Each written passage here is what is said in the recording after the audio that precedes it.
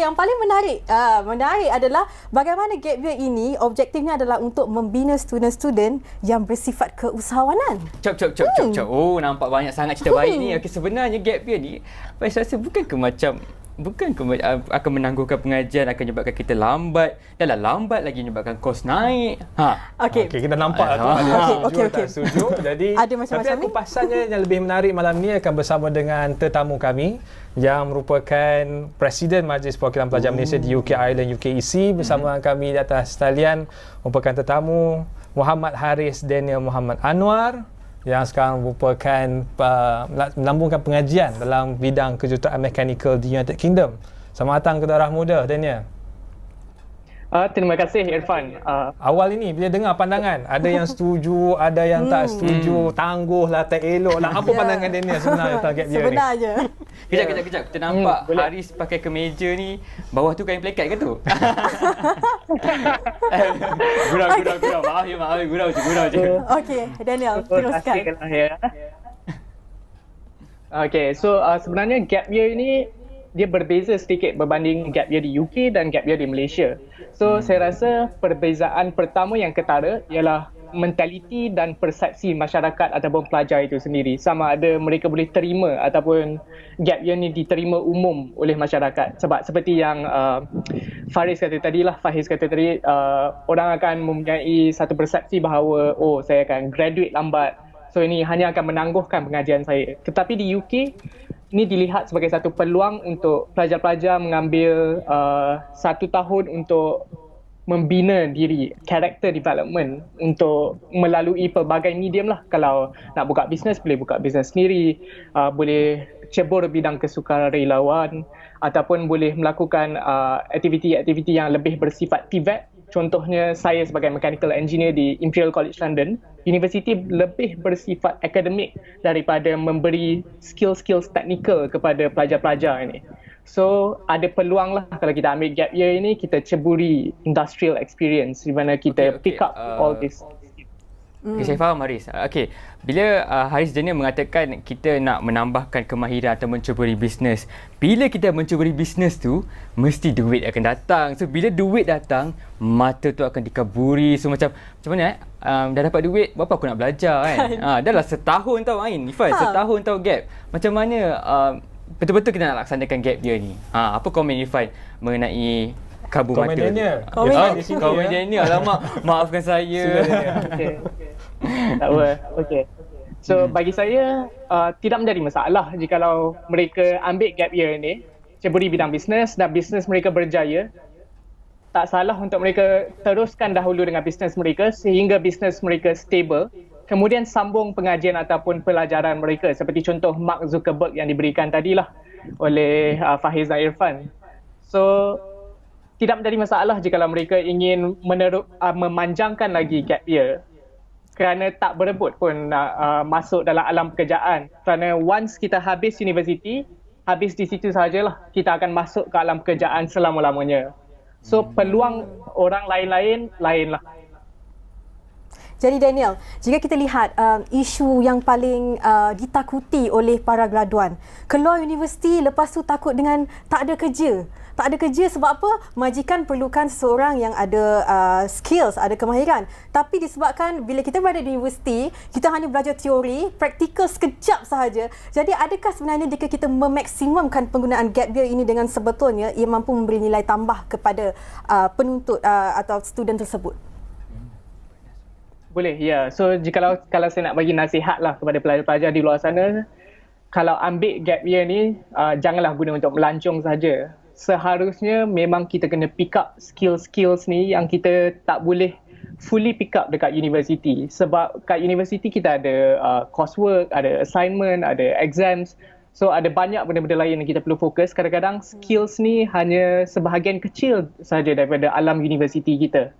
So kalau kita ambil gap year ni, kita di Malaysia Daniel, mungkin dia tidak apa nak faham bahawa tujuan adanya gap year itulah untuk beri ruang kepada mereka untuk meningkatkan kemahiran. Sebab bagi mereka gap year ni macam extend belajar.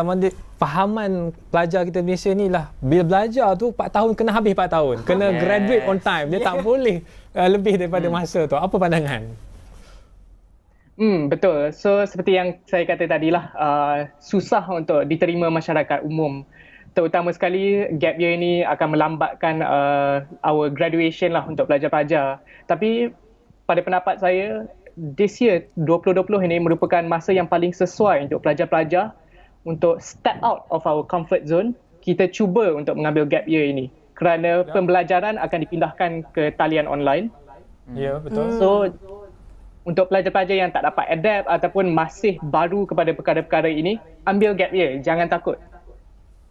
Pick up skills-skills lain dia yang boleh ada. tolong kami untuk yakinkan mahasiswa di Malaysia ini, jangan risau, Jangan tak ada takut. masalah.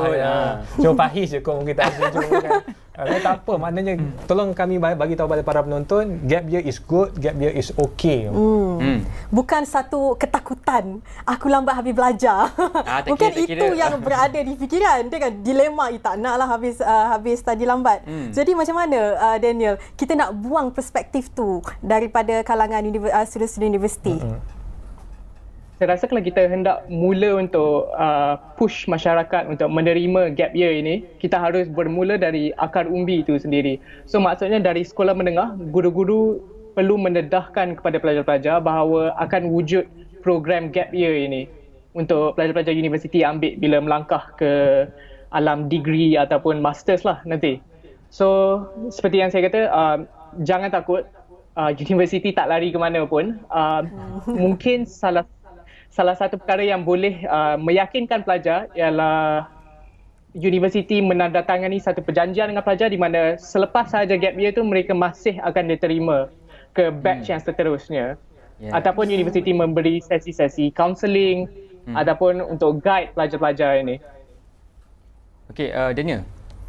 Jadi kita dah bercakap mengenai gap year di Malaysia. Betul tak Ifan Ain? Kita macam memfokuskan di Malaysia. So bagaimana kita nak dengar pula pandangan Daniel sendiri, apakah pelaksanaan gap year di UK? Bukan perbezaan macam di Malaysia yang tadi perkenalkan seawal September 2017 tu, dia memfokuskan kepada bidang kesukarelawanan. Kalau di UK bagaimana? Okay, so kalau di UK saya rasa tidak begitu berbeza dengan program gap year yang ada di Malaysia. Mungkin salah satu perbezaan yang boleh saya naikkan di sini ialah flexibility program gap year yang terdapat di United Kingdom itu sendiri, di mana universiti di sana mereka tidak guide ataupun pegang tangan student-student, pimpin mereka dari awal sehingga habis gap year. Student-student lebih bersifat independent ataupun lebih beranilah, bolder. So mereka melangkah keluar universiti dengan tak ada apa-apa lagi pada awal tahun gap year. So mereka try apply untuk kursus-kursus ataupun peluang internship, industrial experience yang terdapat di luar sana. Saya setuju dengan perkara itu. Lebih-lebih lagi bila berkait dengan COVID sekarang ini. Kalau sebab saya punya pandangan dan perspektif asas perbincangan malam ini, saya lebih kepada kajian di Universiti Waseda di Jepun. Yang mana ada menyatakan bahawa satu kajian ini survey umum, 80% di kalangan pelajar tak dapat sambung pengajian kerana keluarga mereka 3 orang je. Ada mak, ayah, anak seorang, tapi kerana pendapatan mak ayah ni tak dapat menampung pengajian yang kena bayar hampir 30,000 USD setahun. Jadi kerana itu yang mereka faham keadaan itu, ada datanya, tapi di Malaysia ini kita tak nak mahu pelajar-pelajar dan mahasiswa yang menghadapi kesukaran itu terpaksa menyambung pengajian. Nak bagi tahu pada mereka, jangan risau, gap year is an option. You boleh start jadi masuk bidang keusahawanan, boleh cuba tingkatkan kemahiran. Tapi selepas ini kita akan bincangkan lebih lanjut bersama dengan tetamu kita, Haris Daniel yang merupakan pelajar di United Kingdom, untuk melihat lebih banyak perspektif dan memahami lebih mendalam tentang gap year, lebih daripada program tetapi lebih juga kepada pilihan mahasiswa itu sendiri. Jadi kita berehat seketika, kembali selepas ini.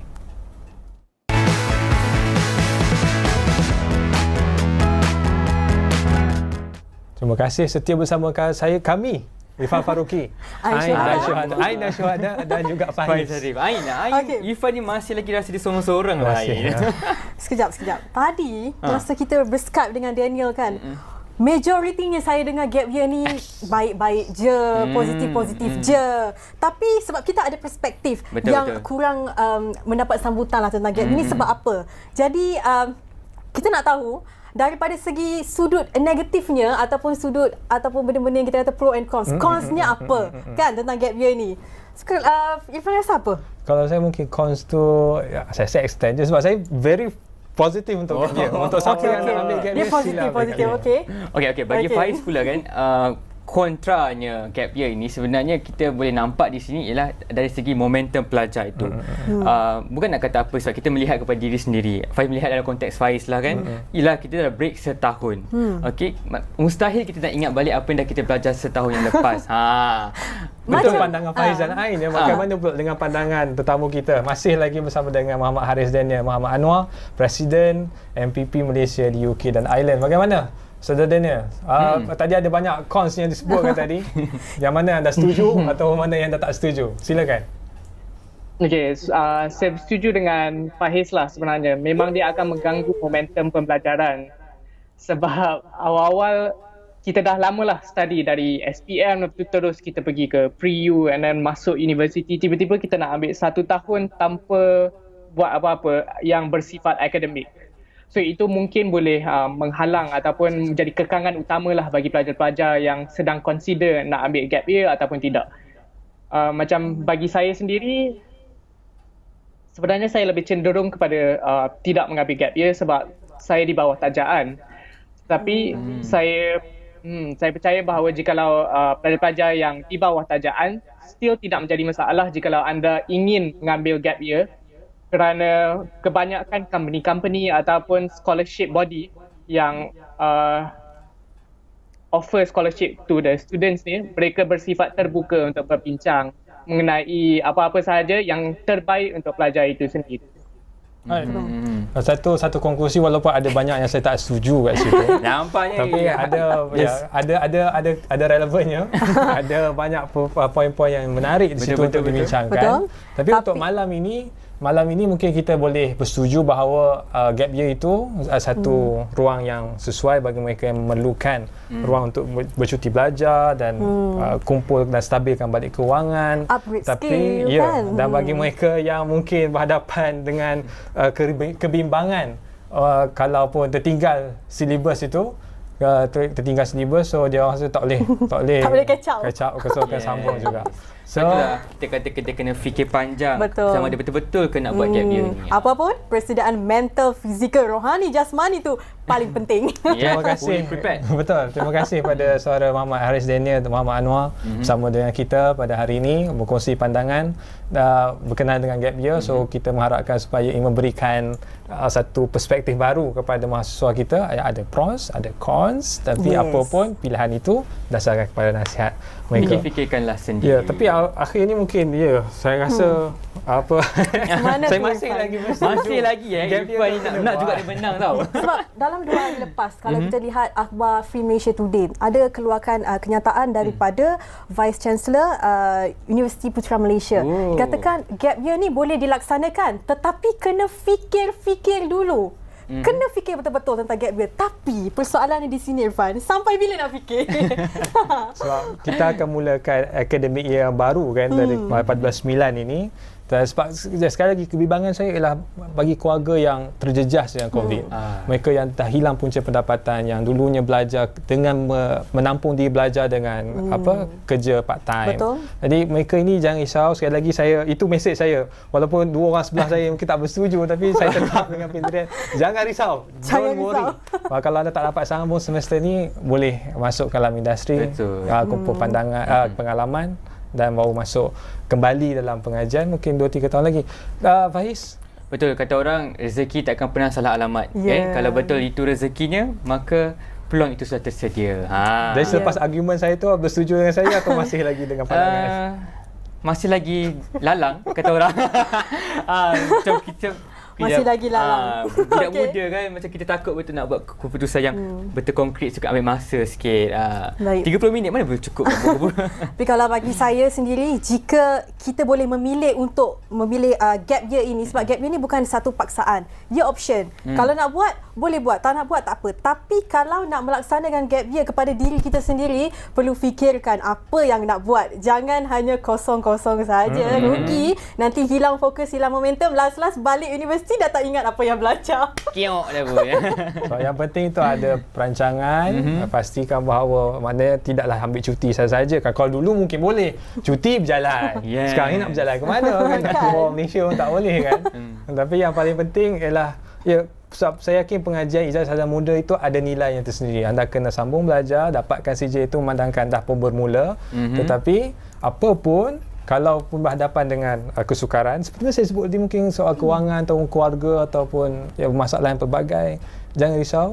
Itulah argument saya malam ni, jangan risau, ambillah gap year. Tapi pastikan dapat nasihat daripada bahagian HCP ataupun mungkin orang-orang tua dan juga para kaunseling.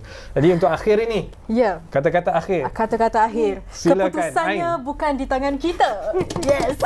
Tetapi anda, graduan anda, student-student universiti yang perlu memilih apakah tujuan hidup anda. Okey? Jadi kita perlu memilih apalah tujuan dalam hidup kita. Okey? Betul. Faiz? Dan itu saja yang saya rasakan. Menangkan tadi Ifah dah sebut pasal cuti-cuti Malaysia. Dan untuk esok juga kita akan mengupas topik mengenai cuti-cuti Malaysia dan kesannya kepada bentuk travel backpacker. Yes. Jadi terima kasih kepada para penonton kita dan jangan risau.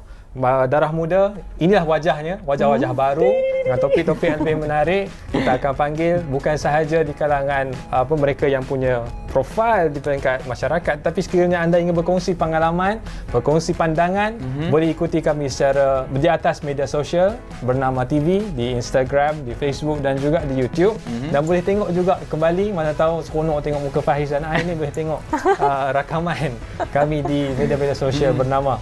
Dan perbincangan esok pasal pelancongan. Tentang pelancongan backpackers. Dan untuk itu kita akhiri Darah Muda pada hari ini. Saya Ain Syuhada. Saya Faiz Arif. Dan saya Irfan Faruqi. Jumpa esok. Assalamualaikum.